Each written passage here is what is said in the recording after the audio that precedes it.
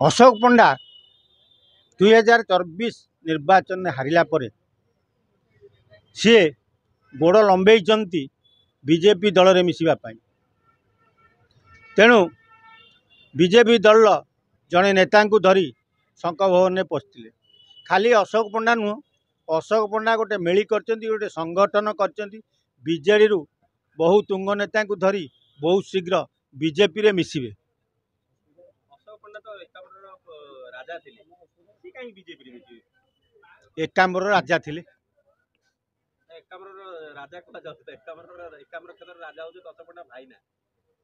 अरे अशोक पंडा भाई ना जे अशोक पंडा पछ ब्याग खोलिले बहुत कथा बाहर। अशोक पंडा दूरदर्शन में चाकरी करते, नवीन पट्टनायक ओडिया पढ़ऊ पढ़ऊ एकाम्बर माड़ी बसिले। तेणु हेलापर ओपर मुहां हो गले अशोक पंडा।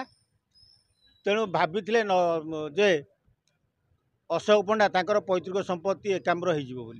तेणु बहुत दुर्नीति जालियाती जहाँ कहारी खाଇବା कथा अशोक पंडा सब खाई एकाम्बर लोक अतिष्ठ होकर 2026 देले तड़े।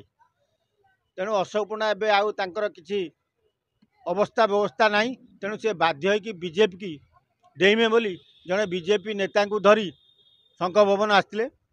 बीजेपी आगधाड़ी नेता माने विद्रोह करी नवीन निवास नवीन को आज विरुद्ध रे जणे बोली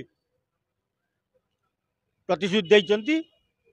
तेणु खाली अशोक पंडा नुह, बीजेडी बहु हारिबा विधायक एबे बीजेपी सांगे मिसिबा लगी व्यवस्था करुछन।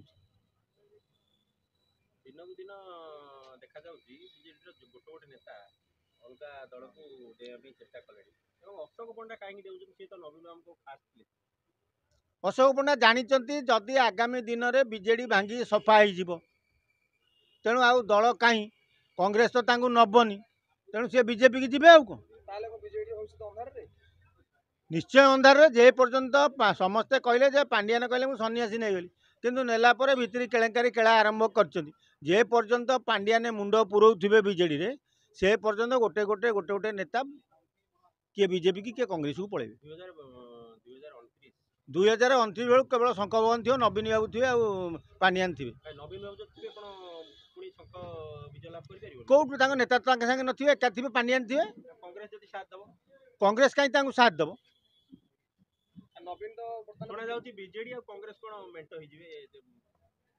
एटा गोटे हास्यास्पद कथा।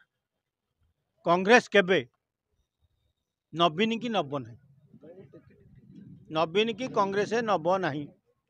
बहुत शीघ्र कांग्रेस पीसीसी डिक्लेयर हम। कांग्रेस ओडिशा रे गोटे विराट विद्रोही दल भाव में छिड़ा हम। आगामी 29 रे कांग्रेस आउ बीजेपी मध्य लड़ई हम।